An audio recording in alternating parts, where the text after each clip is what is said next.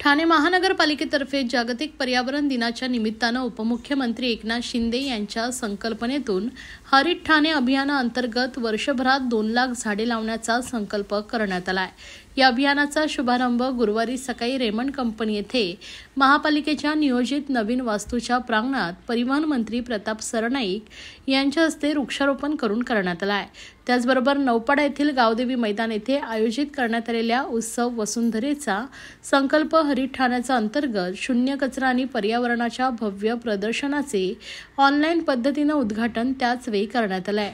हे प्रदर्शन रविवार 8 जून पर्यंत सकाळी 10 ते रात्री 10 या वेळेत सगळ्यांसाठी विनामूल्य खुलं राहणार आहे। ठाणे आणि परिसरात हरित क्षेत्र वाढवण्यासाठी उपमुख्यमंत्री एकनाथ शिंदे यांच्या संकल्पनेतून हरित ठाणे अभियान राबवण्यात येत आहे। या अभियानाचं हे दुसरं वर्ष आहे। महापालिका आयुक्त सौरभ राव यांच्या निर्देशानुसार उपमुख्यमंत्री हरित ठाणे अभियानाचे नियोजन करण्यात आले आहे। या अभियानाच्या अनुषंगाने 2,05,000 झाडे लावण्याचा सविस्तर नियोजन करण्यात आले आहे। त्याची सुरुवात जागतिक पर्यावरण दिनाच्या निमित्ताने परिवहन मंत्री प्रताप सरनाईक यांच्या हस्ते करण्यात आली। त्यांनी राज्यफूल असलेला ताम्हण, बकुळ आणि बांबू प्रजातीमधील तुरडा या 3 वृक्षांचं रोपण करून या अभियानाचा आरंभ केला आहे। तसेच नागरिकांना पर्यावरण दिनाच्या शुभेच्छा दिल्या आहेत।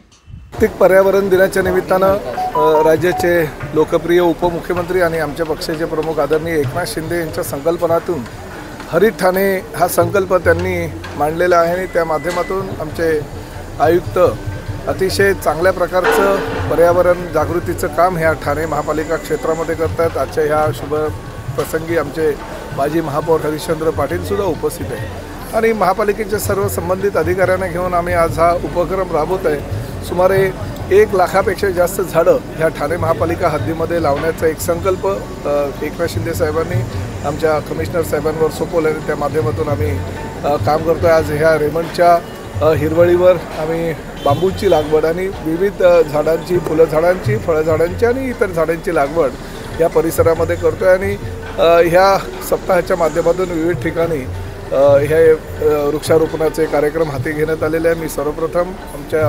शिंदेसाहेबांच्या वतीनं ठाणेकरांना खूप खूप शुभेच्छा देतो आणि आयुक्त श्री सौरभराव यांनी आणि त्यांच्या सगळ्या सहकाऱ्यांनी पर्यावरण दिनाचा औचित्य साधून जो उपक्रम हाती घेतलेला आहे त्याला सुद्धा शुभेच्छा देतो। शून्य कचरा अभियानाचा जो प्रदर्शन आहे त्याचं देखील आज गावदेवी मैदानामध्ये 5 तारखेपासून 8 तारखेपर्यंत शून्य कचरा मोहिमेचा एक चांगला उपक्रम आमच्या महापालिकेच्या वतीनं करण्यात येत आहे। तुम्हालाही कल्पना आहे की नगरविकास खातं ज्यांच्याकडे आहे ते शिंदे साहेबांनी करोडो रुपयाचा निधी ठाणे महापालिकेला कचऱ्याच्या प्रकल्पासंदर्भात दिलेला आहे। त्या माध्यमातून पोगो व्हॅनपासून अनेक प्रकल्प आम्ही शहरामध्ये राबवतो आहे। मध्यंतरीच्या काळामध्ये कचऱ्याचा थोडाफार प्रश्न उद्भवलेला होता, परंतु तो प्रश्न आमच्या सगळ्या अधिकाऱ्यांनी अहोरात्र मेहनत करून निकाली काढला आणि शून्य कचरा मोहीम आज महापालिका स्तरावर चालू आहे। थोडीशी अडचण ठाणे जसं झपाट्यानं वाढत चाललं आहे, लोकसंख्या झपाट्यानं वाढत चाललेली आहे आणि प्रामुख्याने घोडबंदर विभाग जो मोठ्या प्रमाणात